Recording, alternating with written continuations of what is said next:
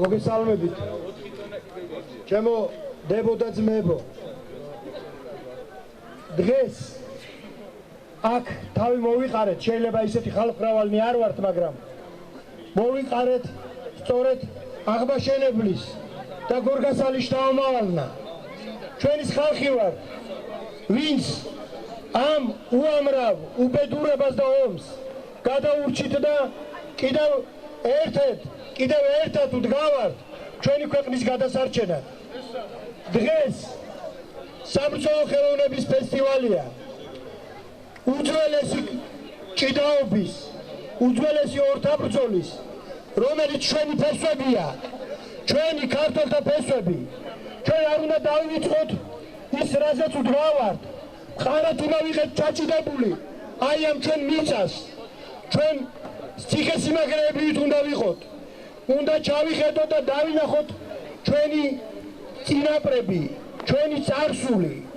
იმისათვის რომ წინ გადავდგათ ნაბიჯი, აუცილებელია რომ ვიცოდეთ ვინ ვიყავით, საიდან მოვდივართ და ეს უდიდესი ტრადიციის აღორძინება არის ჩვენი ქვეყნის, ჩვენ ქვეყანაში საბრძოლო ხელოვნების და ქართული სულის გადასარჩენად შექმნილი ერთ-ერთი დიდი ქვაკუთხედი.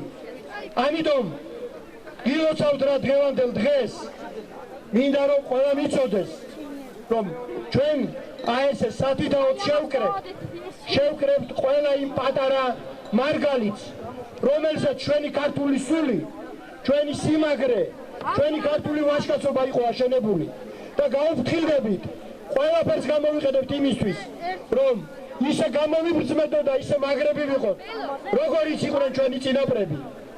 ერთი სათხოვარი მაქვს, გუშინ რუსთავში ვერ ჩამოვედი აქ, იმიტომ რომ რუსთავში ჩამოასვენეს ერთი მებრძოლი ვაჟკაცი კაცი, რომელიც ავღანეთში თავისი ძმების გადარჩენისთვის გადარჩი და სხვა და თვითონ შეეწირა. ეს კიდევ ამტკიცებს, რომ ძლიერი მედგარი სული გვაქვს. გთხოვთ რომ წუთიერი დუვილით ვასილ ყულჯანიშვილის ხსოვნას ვცეთ პატივი.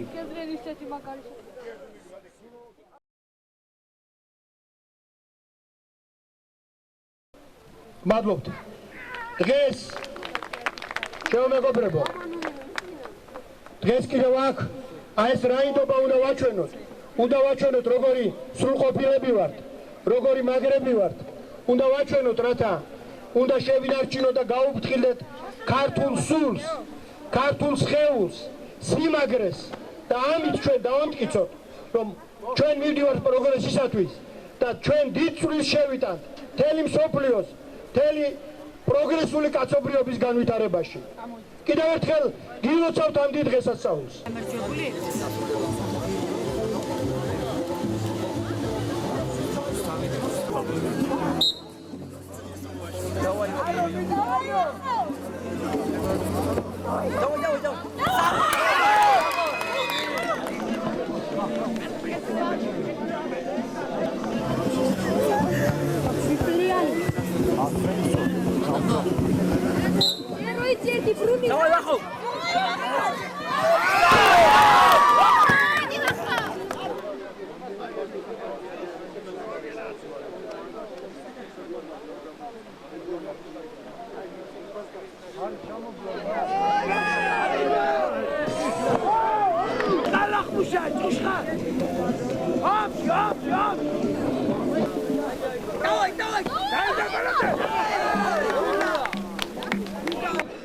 გამარჯვებულებს დიპლომებს გადასცემს თემოქართლის გუბერნატორი ბატონი პაატა ხიზამიშვილი.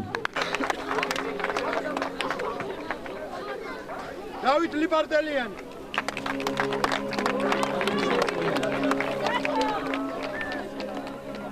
რადო ხოსიტაშვილი.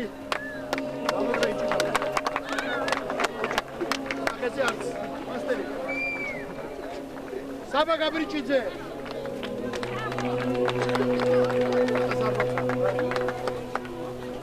და ლევან გუგავა.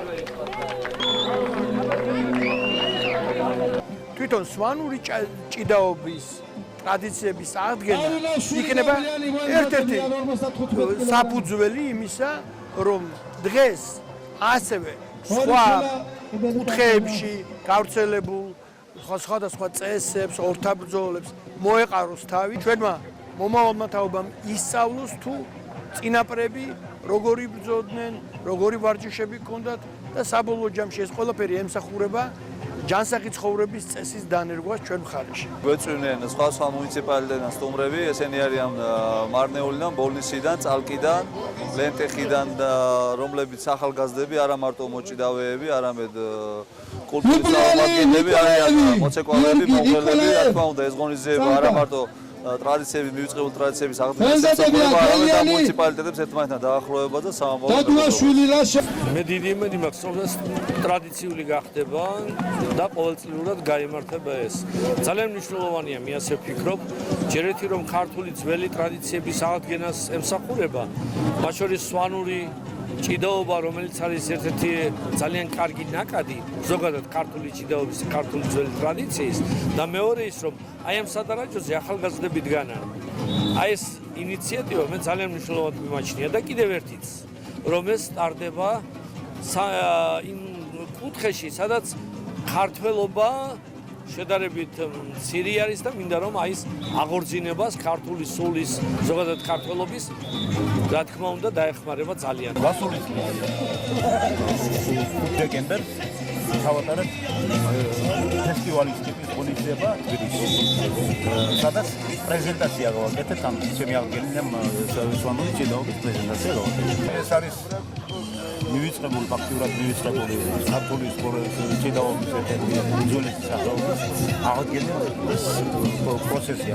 პროექტ ტრადიციონული საგანძური 2014 წლის 5 დეკემბერს საქართველოს სპორტისა და ახალგაზრდობის საქმეთა სამინისტროს მხარდაჭერით, აგრეთვე ფოლკლორის ცენტრის, აგრეთვე მანის მუნიციპალიტეტის მხარდაჭერით გაიმართა სვანური ჭიდაობის პრეზენტაცია, ხოლო მეორე ეტაპი მოიცავს სვანური ჭიდაობის ფესტივალის ჩატარებას თბილისში მოიცავდა, რომელიც დაფინანსებულია საქართველოს სპორტისა და ახალგაზრდობის საქმეთა სამინისტროსთან არსებული ბავშვთა და ახალგაზრდობის განვითარების ფონდის მიერ. პროექტის მხარდამჭერია აგრეთვე თბილისის მუნიციპალიტეტის გამგეობა, ხოლო პროექტს ახორციელებს არასამთავრობო ორგანიზაცია პირველი ევროპელი. მნიშვნელოვანი დღეა ჩვენთვის, თითოეული ჩვენგანისთვის, თითოეული ქართველისთვის, რადგან ეს გახლავთ ქართული ტრადიციის, ქართული ჭიდაობის ერთ-ერთი უძველესი სახეობის განვითარება. ახალგაზრდები განვერთიანდით იმისთვის, რომ ეს საქმე და ეს წარმატებით განხორციელებულიყო. ძლიერი მოწინააღმდეგეები იყვნენ, მაგრამ კმაყოფილი ვარ შედეგით და ძალიან კარგი ფესტივალი.